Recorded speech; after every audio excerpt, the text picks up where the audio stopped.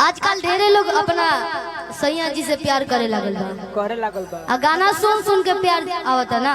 भाभी देखिए ये भाभी का इशारा आ रहा है, समझाता नहीं जा। कौन गाना बताइए कि जीरा जवान छत बानी अरे राजा के जब जे घूंघट में रहेला घर में, जब ओकरा अंदर से ई शब्द निकलेला, ई गाना गुनगुनाला, भैया ये अलग उमंग देला, अलग आप लोग के प्यार भाई। और ये गाना कब सुननी लोग? जब खाना बनत रही, मोबाइल गैस के पास रखा जाई, बस गाना बाजत, आप केतनो खाना लिया के धर लो, 50 आदमी बना के चाहे 100 आदमी बनावा के बस गाना बाज जाई, अब बस खियावते जाइए, पूरी छना जाइए, खिलाते जाइए। कैसे कैसे कि जीरा जवाए नोए छत बानी अरे राजा के कि जीरा जवाए नोए छत बानी अरे लागे ना सया के हो के नजरिया कि जीरा जवाए नोए छत बानी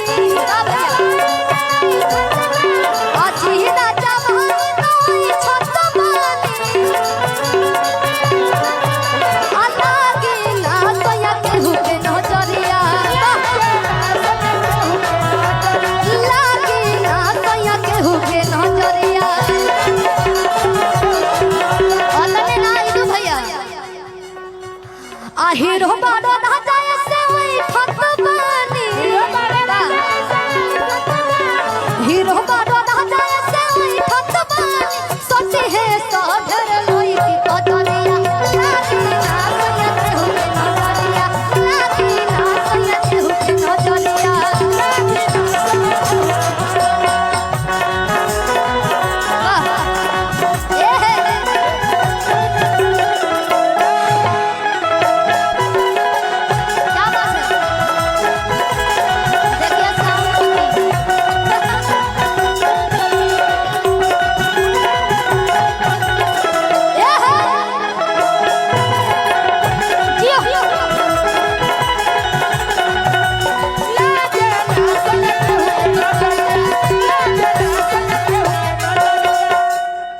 औरत ये कहतिया कि अन धन गहना गुरिया अरे बातिए देह बुझी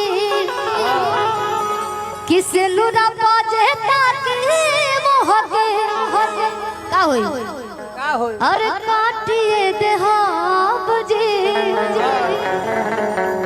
मेहरारू में उताकत हो जाला जाओ, खाली तनिको मरद तनी छेड़छाड़ करस न कहीं। काली के रूप धले लो दुर्गा के, ऐसे कहल बा नारी दुर्गा से कम नहीं है ना। मुका मुका लगने